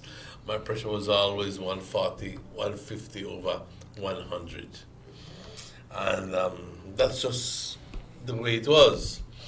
I wasn't born like that, but it just happens that, I have high blood pressure tendency. Well, it so happens that one thing arose out of that was that I eventually damaged my kidneys because of the high blood pressure. Because of the high blood pressure, my kidneys became damaged. And the kidneys are the ones that ultimately regulate the pressure. So my pressure would normally would go up to 180 over or 200 over 150, which is pretty much the max it has been to, and constantly affecting my kidneys. So much so that my kidneys have become atrophied. In other words, they have lost much of its functionality, and now I'm losing all the ability to filter my blood. So again, I am faced with two problems now: having to face a program that is going to filter my blood and take out the toxins, and that is called dialysis. Okay, and it's not because I'm diabetic, because I'm not diabetic. It's just that my kidneys don't no longer filter my blood, and I'm poisoning myself. So the reason I'm vomiting and have nausea and so forth is very simply because my urea levels, every time you eat anything that is protein, every time you eat anything that has high protein value, meat, even fruits, beans, anything like that, what happens is that there's a byproduct, and that product is called urea. And the kidneys and the liver are normally the ones that filter and take out these toxins out of, and particularly the kidney. In my case, I don't have that anymore. So the urea remains in my body, and is causing a problem. So that's what's causing the vomiting and the nausea. And until I go into some sort of cleansing of my blood and cleansing of my system, and have to be a rigorous system. And I'm asking for people to please hold me in their prayers until I get through with this, because it's not easy. It is not easy. Again, thank you for those persons who have been following up on me, and thank you, Chicky. Yeah, one of the call and I make you feel that at the bad you. I just the call to find out how you're doing, right? No. You know, but believe me, I never took it as a bother. Okay, I just hope for the best for you, man, Pa, you know, and I'm sure that many people out there have you in their prayers as well, and we hope for the best. But talking about the best... By the way, my brother also suffered that from this, Fred. Oh, okay. Only because I'm not telling you that I'm going to be following his paths, although there's no telling, because I am no God to be able to tell you that, but it seems to me that we have a weakness with our kidneys, and it might be genetic, I don't know, but it's pretty much the same situation. Right.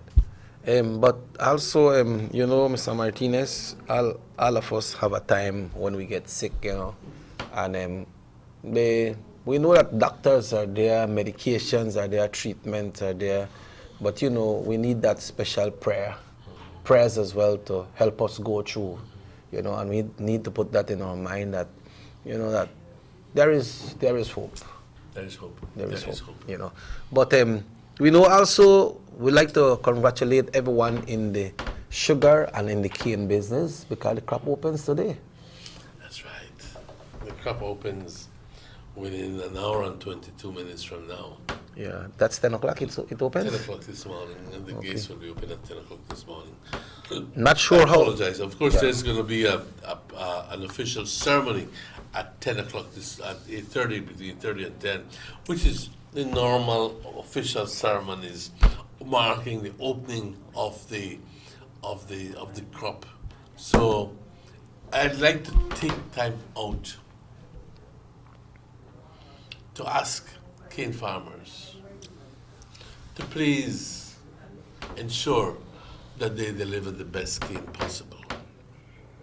We do understand that there are constraints, economic constraints, time constraints.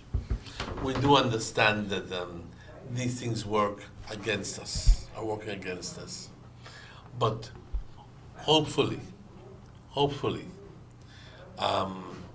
we can at least meet the quota of 1 million tons of cane,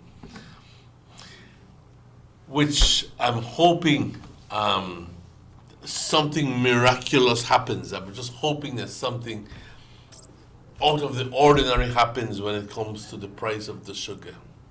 Because if it's 1 million tons and the price is and the quality of the cane is not good, then that means that we're going to be having reduced intake of money. Yeah, true. In other words, we cannot be complaining that if the cane came down to below $36. Because one, the quality of cane is not good. Mind you, these things, when I mean that is not good, is just that perhaps it may not be up to par like other years because of the weather conditions. But a lot of the cane is good come January, February. But a lot of it will not be ready because some of it just went through the very dark moments with the lack of rains last year. Yeah. Very dark moments. So la caña no ingresó, la caña no, they just didn't grow. Didn't grow at all. So we have to be aware of the fact that there's going to be reduced revenue for all of us. Reduced revenue. Yeah. Let's hope that something happens that is out of the ordinary that is going to pop up the price of the key. You never know with world markets. Yeah. You never know. So we want to wish everyone, our stakeholders, successful season 2020 cane crop. But also, you know that it has been raining half an hour. Oh, the rain is beautiful. Yeah, sometimes we got some strong rains at night as well, you know. But in less than a month from now, Mr. Martinez, we know that we always talk about the gathering and the reunited, and what else we call it? Maybe the homecoming or the big gathering of the UDP family. And that will happen on the 9th of February. At the, I was made to understand that it will be at the city center, and that will be the 9th of February, when the UDP will be electing a new body.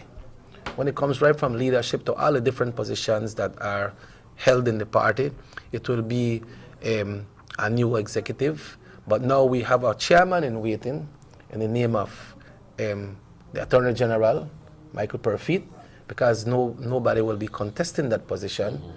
And for the deputy, we have the current chairman, Alberto Agas, and the mayor from Belmopan City, Khaled Belail. But what happened is, you know, these conventions and any elections and so always show like a little division or some little separation in the party. But if they got a football game and one team lose, the fans were there with the losing team, then get disgruntled, they vex. You know, if you know you got a league with kids, they play the league Mundialito, the next one, sometimes they're not vexed, but they feel disappointed. And the chairman in waiting has said clearly that the day of the convention, when the new executive has been elected, then he will be there to sit down with them and say, let's start to work to get the party and keep the party together. That's right. Yeah, that's his first task that he'll be taking on as the new chairman. I'm glad to hear that. Yeah. He said that. Yep, he said that sometime last week on the different releases. Prioridad número uno. Prioridad número uno. Yeah, so to keep the party united. Keep the party united and get the party ready. You know, if elections are not held before July or August, there will be transfer of votes. There's lots of registration happening, and apart from that, you need to get the party together, because all the delegates that will be voting in this convention and the other executives that will be voting, all of them are part of the party. So you need to keep them being a part of the party, and you will have some people that will be disgruntled, because everybody wants to win. You know, and one time you lose, you point finger, oh, that one me said this, that one me said that, and I want to pay this one, and I want to pay that one, and that's why we lose. But the two person can't win, you know. But you are still in the race. You're supposed to be grateful that, yeah, we are in the race, but it's an election within the party, pa. It's not against another party, it's within the party. So that, like we always say, we ask the delegates to listen to these persons that are contesting. When they go address, ask them questions as well. Ask them questions. So when time is thing done and one person, the body that wants, you're joining with them for one cause. Because if you have been elected for a delegate, it's because you are an executive of the party already. Right?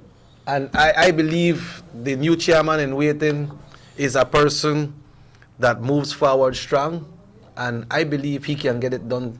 And well, Alberto is there. He has done a good job, and he is going for the deputy chairman. So if he wins that as well, he will be there to help the new chairman, and also the mayor from Belmopan. He has done well as a mayor. So I believe things will get back together and get ready for all the re-registration and going into the big election. I think so too, and at least we're hoping that is what is the case. I'll be honest with you. There's a little something that goes on, especially after these national conventions. You feel a renewed spirit, whatever little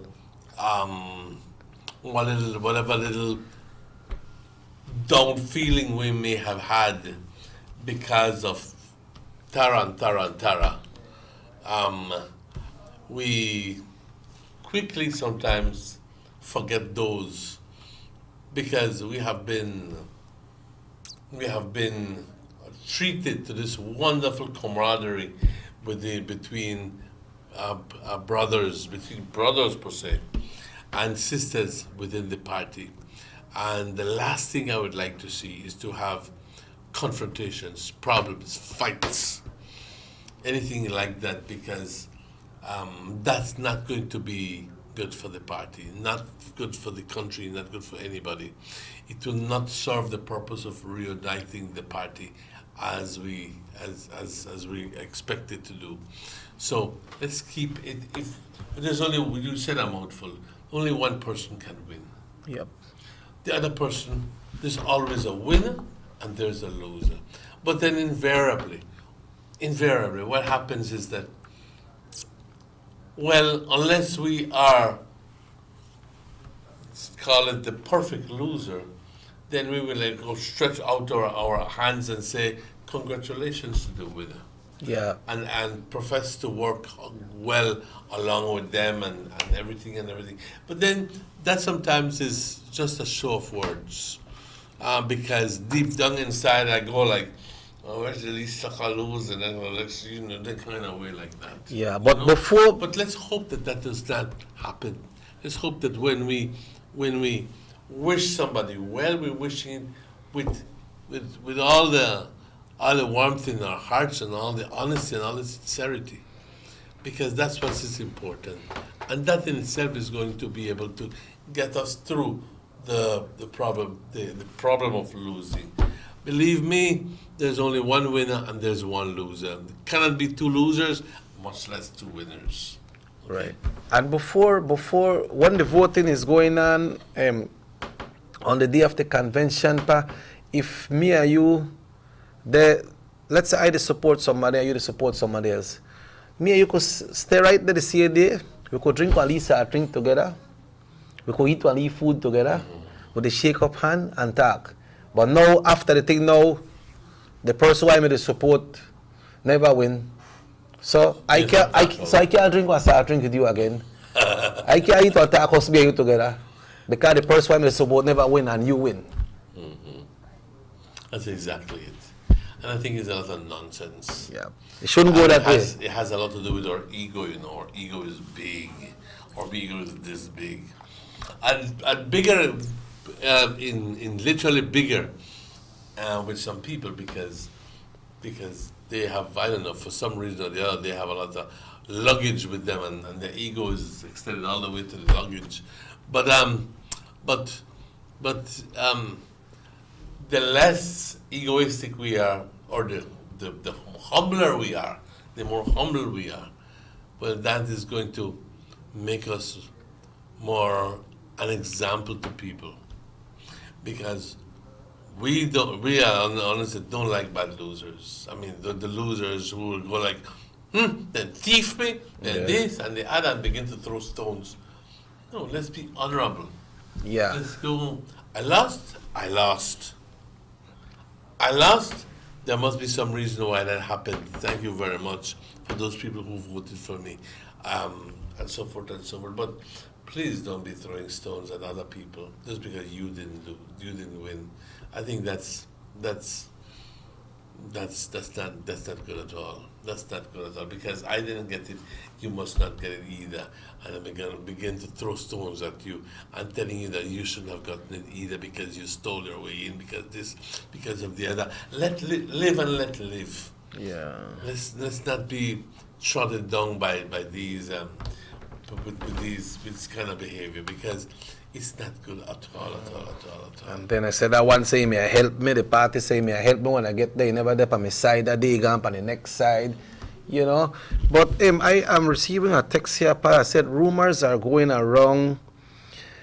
Rumors are that the by-election in San Roman will be the same day, the 9th of February. Can you confirm? I don't really know about that. I don't think so. Yeah, I don't think, I don't really know how that work, you know.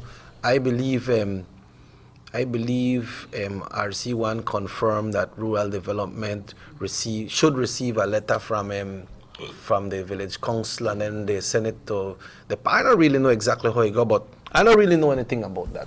I don't think that is the truth. It can easily be. I think it would be, in the first place, it would be a clash. It would be a conflict of interest because most of the people of the politicians are going to be someplace else. Yeah. So the United Democratic Party, whenever the day is postulated or whenever it's put forward by the Elections and Boundaries people, the party in itself is going to offer a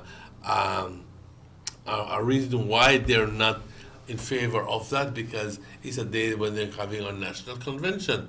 So it will then be look at another date, because obviously everybody will want to be at the national convention of the party, not one being, because all of them are going to have to vote. So no politician will have time to be. It's not only the candidates at the San Roman Village Council. No, I don't think so. I don't think that the date is going to be the 9th of February. I do not think so. Okay, but if we get more information on that, then we will gladly let you know, because that person was asking a question, no? Mm-hmm. But, well, Mr. Martinez, it is Wednesday, you know, and you had Mr. Aragon earlier on the show, and tomorrow we will be back right here on the Sugar City Morning Show. But the basketball season is cranking up, and this weekend the Running Rebels will be here in Orange. Make us say who they play with this week. I know Running Rebels usually comes on the show, but need to get in touch with Raul and to see exactly when they will have time to come up. But it's Running Rebels. It says the Beast from the North, all right, and they will be going against. Well, I don't really say it here on the flyer, but and what date will be, but we will get that information because, you know, we always support what is happening local here in Orange Walk, and especially when it comes to the Running Rebels. Yeah, we are ready. We are ready here in San Roman Village. So we are ready here in San Roman Village going red. All right, but that needs to know when that by-election will be called. Well, Mr. Martinez, it's almost time for us to close this morning. You know, and what the weather look like today? I never hear you report this morning. We got clear weather. Actually, it's. Let me just quickly tell you the current situation right now.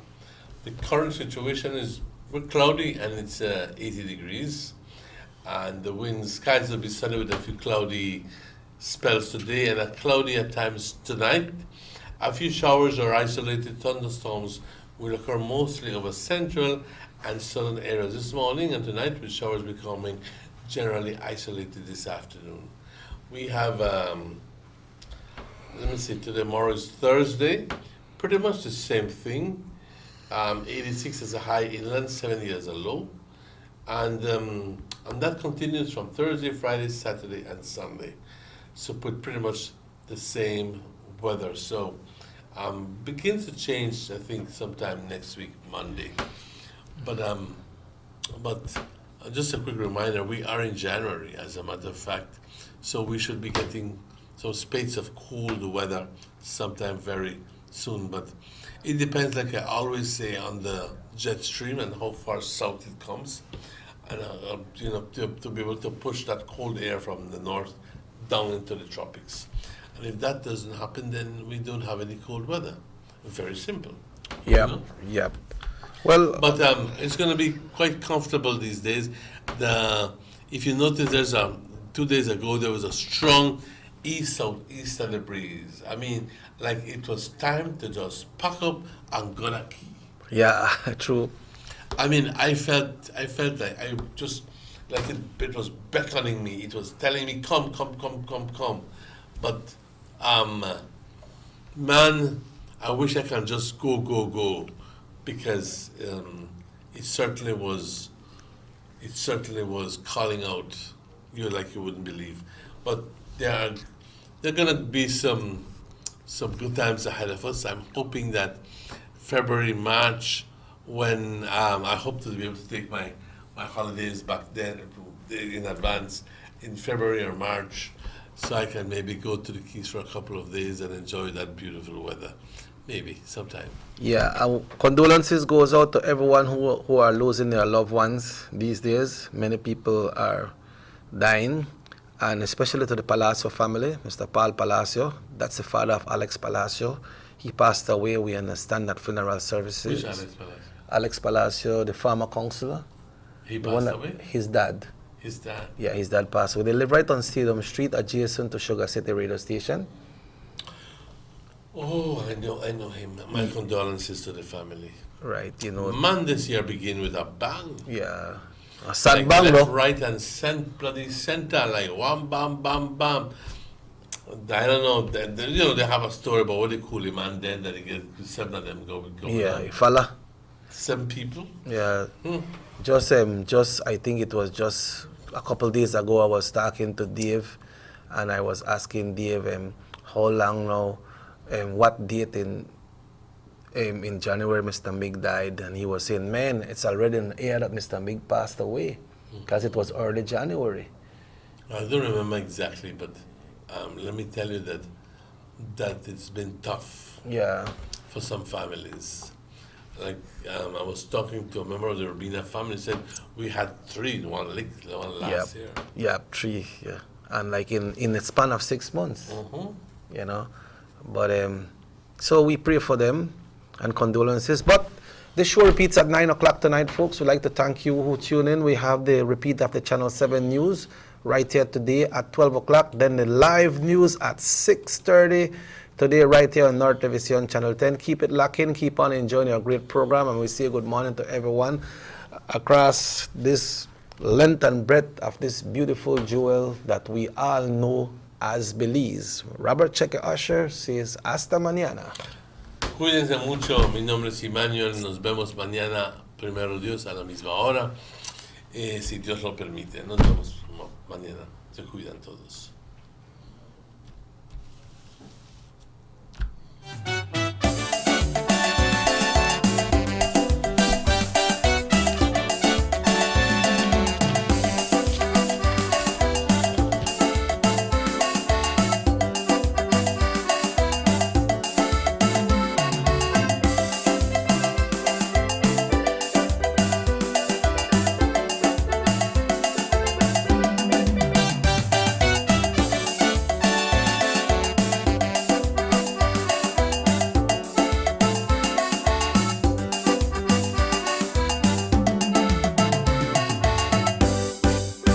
Sugar City Morning Show.